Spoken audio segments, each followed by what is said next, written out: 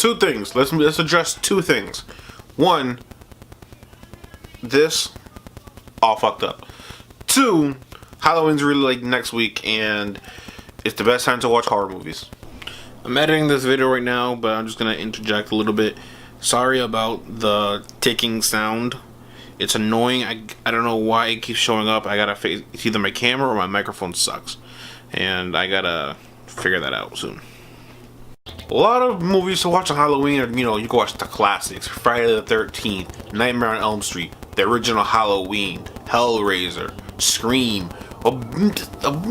So much horror movies to watch. But these 5 movies that I'm picking right now, they all came in the last like 2 or 3 years. This movie stars Mia Wasikowska, Tom Hiddleston, Jessica Chastain, Charlie Hunnam, and it's directed by Guillermo del Toro. The movie's about a writer who, as a young girl, was visited by the spirit of her dead mother, warning her about Crimson Peak in her future. And later in life, she marries a man who lives in Crimson Peak. She moves into his mansion in Crimson Peak, and from the get-go, she could tell there's something like wrong with this place. Not just because her mom told her there's something wrong.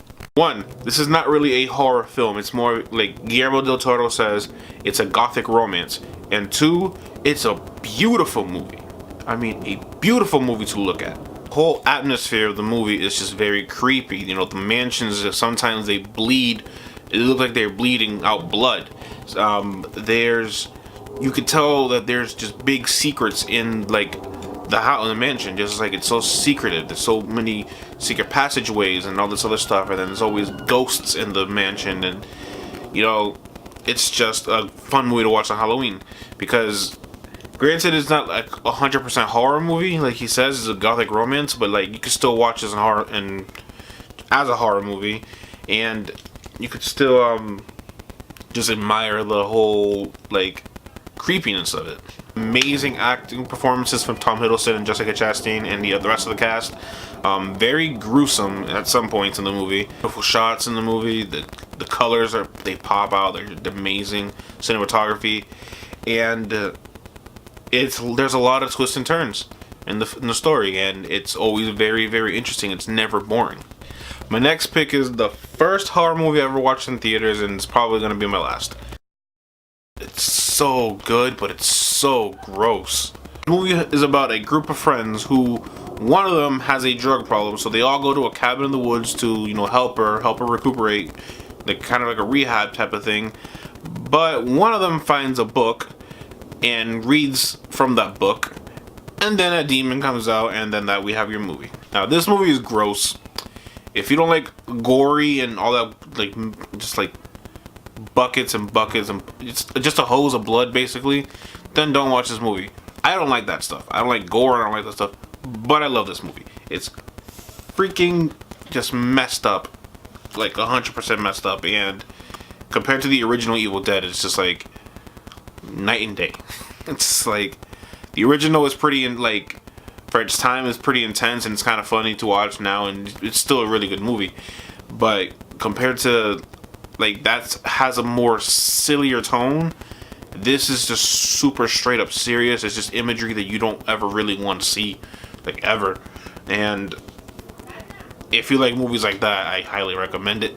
Here's a tip for you guys: if you're go to a cabin in the woods and you see a book that says, hey, don't open this or do not read this book, my suggestion is you leave the book where you found it,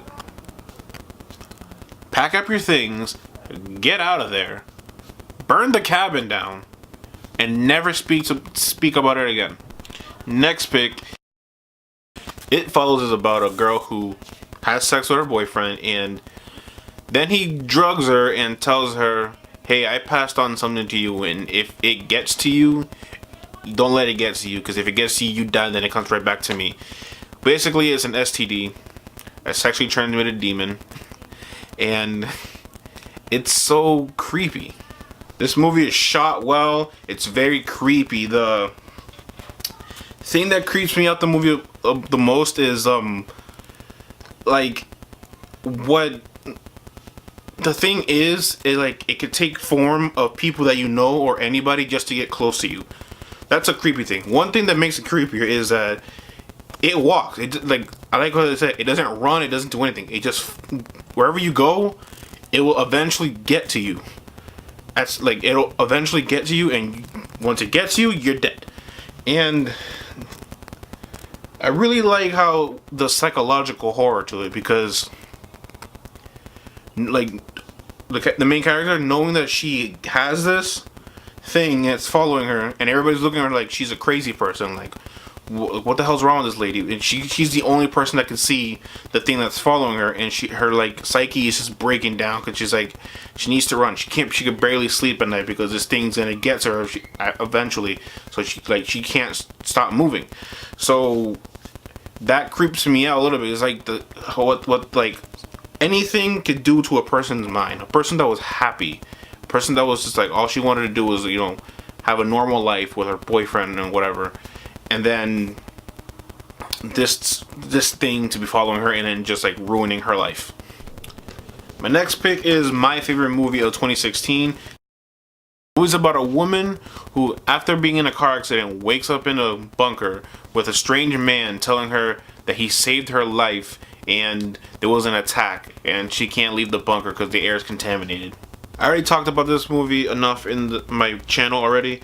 I'm a big fan of the original Cloverfield movie, and when I found out this movie's coming out, I freaked out. I was at work and I didn't even know it existed. So the trailer, tear came down my eye. People looked at me strange. I don't care. Cloverfield's one of my favorite movies, and it's one of the movies that actually wanted me to become a filmmaker.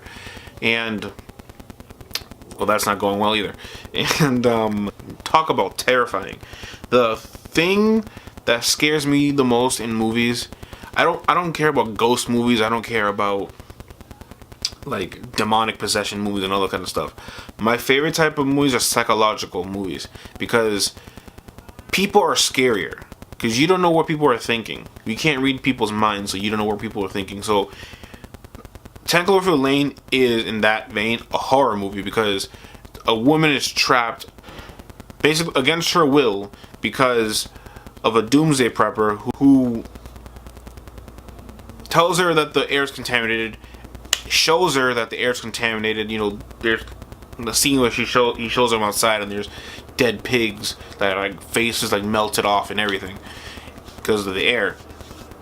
And still, she wants to get out because there's just a crazy thing about it. Because one minute he's nice and sweet and he's like very friendly, and then the next minute he's terrifying. He wants to like rip their faces off. He's angry like that, and he threatens their life, like threatens to kill them. And to get to the full scope where John Goodman's character is in the movie, you gotta read the ARG for the movie, because there's so many backstory onto his character. My last pick. This movie is about a punk rock band who are really short on cash and need money, so they play a show for neo-Nazis, and they accidentally witness a murder, and then that's the movie right there. They're stuck in a green room. What really makes this movie scary to me to watch on Halloween is the whole situation in general. Like, you're playing music for a neo-Nazi group. If they don't, if you're just doing the thing and you just leave, that's not a problem.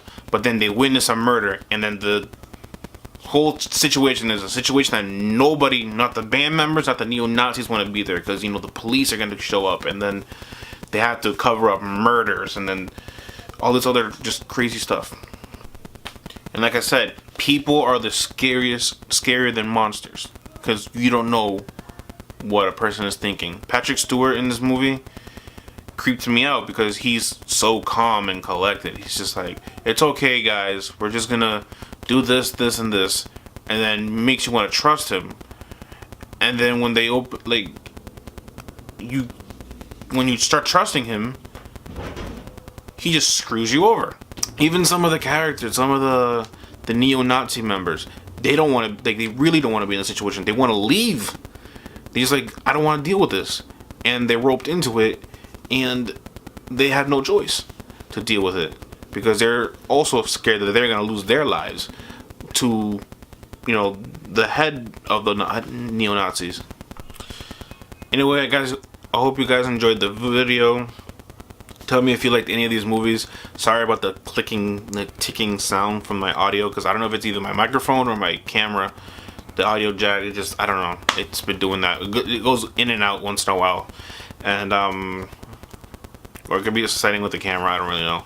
But, I hope you guys liked the video. Please like and subscribe. Share with your friends if you like any of these movies. And, hold on, see, somebody behind me. And, yeah, until the next video, I'll see you guys later. Bye.